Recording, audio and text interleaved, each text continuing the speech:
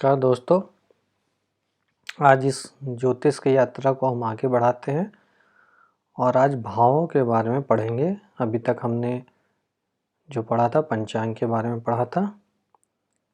आज हम ज्योतिष का जो पहला भाग है उसमें हम कह सकते हैं कि भाव पढ़ेंगे, फिर राशि और ग्रह को पढ़ेंगे। चलिए तो शुरुआत करते हैं कि भाव होता क्या है और इसको समझते हैं।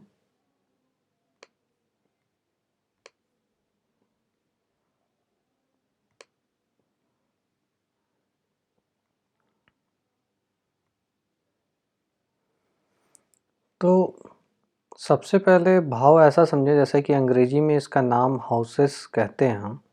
तो आप समझ सकते हैं कि पूरे ब्रह्मांड में को हमने 12 खानों के चित्र में समाहित किया है और इसको हम एक एक भाव, एक एक जो खाना है उसको हमने भाव कहा है। तो इसको आप यदि ऐसे समझे कि मान लीजिए आप जिस कॉलोनी में रहते हैं उसमें बहुत सारे घर होंगे, तो हर घर जो है किसी न किसी व्यक्ति का होगा।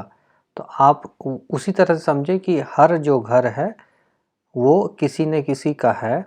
और मान लेते हैं कि जैसे ये एक चित्र आप देख रहे हैं इस स्क्रीन पे, यही 12 खानों का चित्र जब आप इसमें गणना करेंगे तो यहाँ एक से यहाँ यदि ये गिनना करिए, एक हुआ, ये दूसरा, ये तीसरा, ये चौथा, पाँचवा, छठा, सातवां, आठवां, नौवां, 10वां, 11वां, 12वां, तो ये 12 घर हुए। इन्हीं एक एक घरों को हम भाव कहते हैं।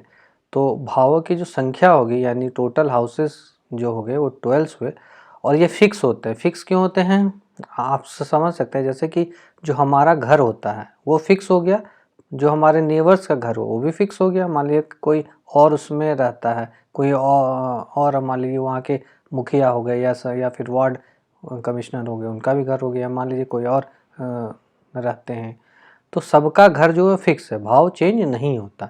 इसीलिए जो इंग्लिश में टर्म है हाउसेस, आप उससे इसे बहुत आसानी तरीके से समझ सकते हैं कि ये चेंज नहीं होता है। चलिए तो अब समझते हैं कि दो तरह से भावों को ये जो चित्र है 12 पूरा ब्रह्मांड को दिखाने का दो तरीके से, नॉर्थ इंडिया यानी उत्तर भारत में हम कुछ इस तरह से उसको दिखाते हैं। ये जो चित्र बना ये 12, और इसमें जो चलने का तरीका होता है यानी कि यदि हम एक घर से दूसरे घर चलेंगे तो कहने का मतलब हम इस डायरेक्शन, जो एरो आपको दिख रहा है इस एरो के डायरेक्शन में हम चलेंगे। यहाँ से यहाँ जाएंगे, यहाँ से यहाँ जाएंगे, फिर इस घर से यहाँ आएंगे, ऐसे करके ये डायरेक्शन है। ठीक है। इसी तरह दक्षिण भारत यानी ये हम एंटी क्लॉकवाइज इसमें चल रहे हैं। दक्षिण भारत में कुछ इस तरह का चित्र है। यहाँ भी 12 खाने, यदि आप गिनेंगे यहाँ से तो देखेंगे 1 2 3 4 5 6 7 8 9 10 11 12, तो वहाँ भी आपको 12 खानों का ही चित्र मिला। लेकिन इसमें जो है आप अंतर जो देख रहे हैं वो है कि इसमें क्लॉकवाइज ऐसे घूम रहा है, उसमें हमने ऐसे एंटी क्लॉकवाइज घूमा था। चलिए ठीक है, ये दोनों में अंतर। अब भावों के नाम क्या है, तो पहले जो है इनके नंबरिंग से ही नाम है। कहने का मतलब इसको प्रथम भाव बोलते हैं, इसको द्वितीय भाव बोलते हैं, इसको तृतीय भाव बोलते हैं, इसको चतुर्थ भाव बोलेंगे, इसको पंचम भाव बोलेंगे, इसको षष्ठ भाव बोलेंगे, इसको सप्तम, इसको अष्टम, इसको नवम, इसको दसम, इसको एकादश और इसको द्वादश भाव। तो ये एक नामांकन हुआ। ठीक है।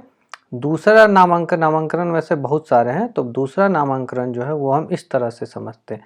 पहला भाव को हम यदि बोले तो लग्न भाव भी बोलते हैं, दूसरा भाव को हम धन भाव भी बोलते हैं, तीसरा भाव को पराक्रम भाव भी बोलते हैं, चौथा भाव को सुख भाव भी बोलते हैं, पांचवा भाव को संतान भाव या सुत भाव बोलते हैं, छठा भाव को शत्रु भाव बोलते हैं, सातवां भाव को जाया भाव या भोग भाव बोलते हैं, आठवां भाव जो है आयु भाव है, नवां भाव जो है धर्म भाव है, 10वां जो है हमारा कर्म भाव है, और 11वां जो लाभ भाव है, और 12वां जो है हानि भाव है। इस तरह से आप समझ सकते हैं जो एक एक शब्द लिखा हुआ है, ये एक एक शब्द उस घर को दिखाता भी। यानी यदि धन की बात करना चाहेंगे तो हम दूसरे घर से बात करेंगे, यदि हम सुख की बात करना चाहेंगे तो हम चतुर्थ भाव से देखेंगे, यदि हम कर्म का भाव बात करेंगे तो दसम भाव से देखेंगे, यदि हम लाभ की बात करेंगे तो एकादश भाव से करेंगे। तो इस तरह से हमने ये समझ लिया। अब चलिए कि एक ये चित्र जो आप देख रहे हैं इस तरह से आप समझिए कि ये जो है किसी भी समय काल का, किसी भी क्षण का हमने 12 जो ग्रह हैं, 12 जो भाव हैं वो उनको दिखाया है, जो ग्रह हैं उन्हें दिखाया, नवग्रह जो है उन्हें दिखाया है, ठीक है, और जो 12 राशियां हैं उन्हें दिखाया है। तो आप देख सकते हैं कि ये जो 4 नंबर मैं आगे बताऊंगा कि ये कर्क राशि डिनोट होता है। तो पहला भाव ये हो गया, दूसरा भाव ये हो गया, तीसरा भाव। अब यदि हम कहेंगे चंद्रमा कहाँ स्थित है, तो चंद्रमा तीसरे भाव में स्थित है। केतु कहाँ स्थित है, तो केतु जो है पंचम भाव में स्थित है। यदि हम बोलेंगे राहु कहाँ है, तो राहु एकादश भाव यानी लाभ भाव में स्थित है। गुरु कहाँ है, तो गुरु अष्टम भाव में स्थित है। सूर्य कहाँ है, अष्टम भाव में। बुध कहाँ है, तो सप्तम भाव में या जाया भाव में हम कहेंगे। शनि कहाँ है, जाया भाव में। तो इस तरह से हम समझ लिए कि भावों को कैसे दिखाया जाता है और इनका नाम क्या है, ठीक है। तो अब हम भाव को आगे और पढ़ेंगे और ये कंटिन्यू चलता रहेगा हमारा। धन्यवाद सभी का।